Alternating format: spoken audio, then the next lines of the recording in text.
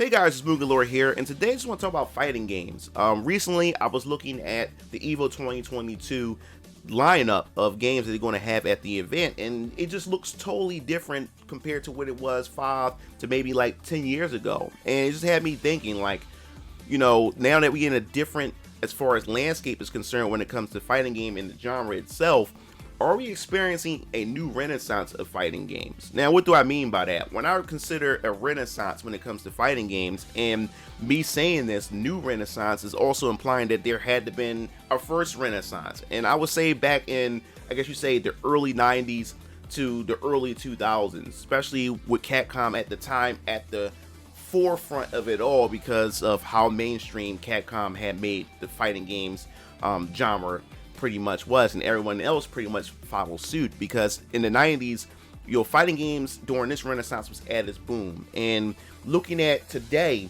it seemed like we are experiencing a new boom when it comes to fighting games. And looking at the first renaissance of how every developer from all corners of the industry wanted to have a crack at the fighting game genre. To give you an example, like Square Enix themselves, they even made fighting games back then, from Bushido Blade, Tobal, and then Guys, God bless the ring. Everybody still makes fun of me about that game to this very day, and even up to now, the CD of Final Fantasy, which I did a video about, you can check up here, or in the link in the description below. And then of course, you even had Hudson Soft, the creators of Bomberman. They also had a fighting game called Bloody Roar, where you was able to transform to beast-like animals in the early 90s, and I believe they had up to 4 or 5 entries, which was really popular, had its own niche audience at that time. And it's just amazing how we just had different developers giving it a try until all of it just dispersed. And arcades had ruled at one point till we got to the consoles, and then the consoles had ruled the living room, where everybody tend to play fighting games at this moment. And now that we fast forward into the future, it seemed like we're getting a rush of fighting games left and right from every corner. And I believe, in my opinion, it's not Capcom this time that's leading the forefront of this new renaissance of fighting games. In my opinion, I believe it's Arc System Works. Arc System Works had just came out of nowhere and just surprised everybody. And now they became a mainstream or a household name as far as fighting games are concerned. And I believe the title that really did it for Arc System Works was Dragon Ball FighterZ. They just took a familiar IP, a familiar franchise that everyone knows and love, and decided to actually work on a fighting game. And Bandai Namco and Arc System Works got together, and they created such a unifying fighting game where it just brought every community, every pro fighter, or everybody who loves anime, who loves fighting games, to come together. You had the Smash community, you had the Tekken community, Street Fighter community, you had everybody playing this one particular game. And ever since that happened, it pretty much made Arc System Works a more notable name. It became more of a brand name. So now people who had never ever heard of Arc System Works now recognize their work through Dragon Ball FighterZ. And this also benefited the Guilty Gear franchise. Now Guilty Gear Strive was announced, and now players who played Dragon Ball FighterZ now like, oh man, this is from the people who made Dragon Ball FighterZ. Like, I definitely want to check this out, especially when you look at the art style and the similarities that it has with Dragon Ball FighterZ. And ever since that, I've also been saying on all my videos that, man, these guys has really been on the ball with this, with fighting games. And I think the thing that really kickstart and jumpstart what we're experiencing right now with this whole new landscape for fighting games is the fact is that we are now, a lot of our fighting games are finally receiving rollback netcode. And that's why I said Arc System Works, to me, in my opinion, is the one that's leading the forefront, because they went back and went to their older Guilty Gears game. I believe it's Guilty Gear Ascent Core. They added rollback and implemented rollback netcode into that game, and on Steam, that game have received and experienced a major bump. And a lot of players who never played the Guilty Gear game before was able to play that. And then followed after that, they decided to implement rollback inside BlazBlue Cross Tag Battle, which also was a game that pretty much became niche It became less relevant as the years went by, but now it had received a resurgence.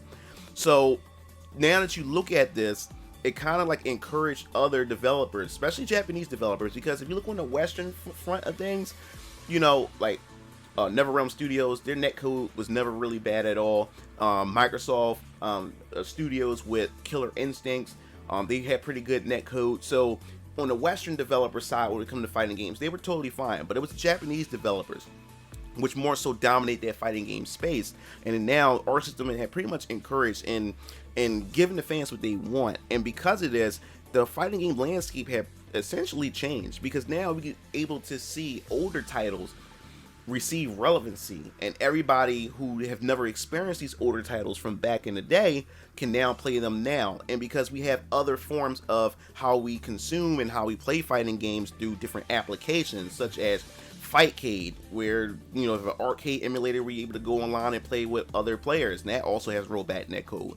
And I think another pivotal application that really helped a lot of help the fighting game genre and just the community itself grow together is also apps like Parsec, where you're able to connect with somebody else's PC and you're able to play fighting games with one another. And games like Ultimate Marvel vs. Capcom 3 has benefited from Parsec as well, because it's been known Ultimate Marvel vs. Capcom 3 have crappy netcode, but because of that, Parsec able to connect to somebody else's PC and play through somebody else's PC remotely.